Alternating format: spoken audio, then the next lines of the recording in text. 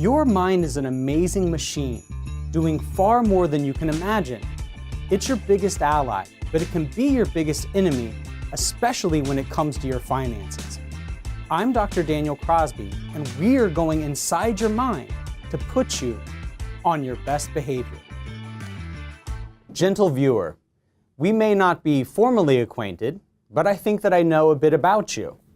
Let me gaze into my crystal ball, and we'll see how accurately I can describe your personality. Although others may see you as put together, inside you're worrisome and insecure.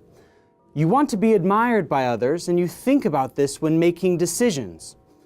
Although you may not have done big things yet, you feel like your day will come. You know you're not perfect, but you're typically able to use your personality strengths to compensate for your weaknesses.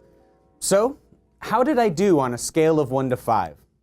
If you're like most people, you probably rank that description of you as a 4 or a 5, which may have puzzled you since we've never met.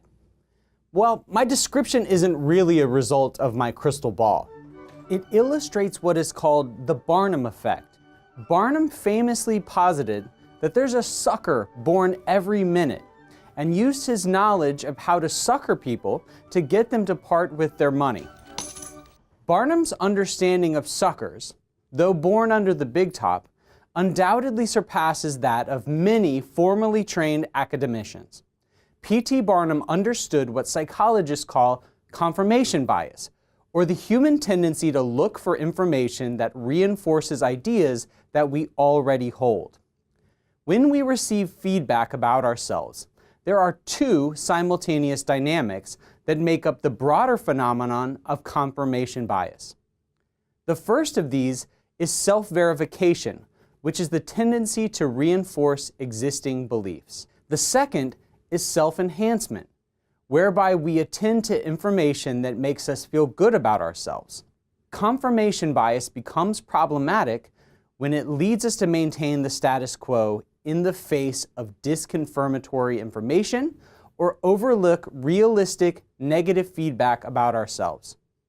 In these instances, our need to feel competent can cause us to ignore warnings and make bad financial decisions that privilege ego at the expense of making money.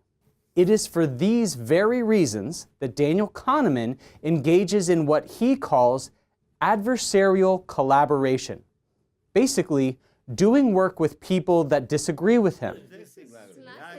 The Nobel laureate says this: "I got into adversarial collaboration because there is a system in the scholarly literature where people critique other people's writings, and then there is a rejoinder.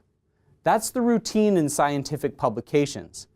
I was just struck by how totally wasteful this is, because in all these exchanges, nobody admits to having made an error. It's just foul, actually."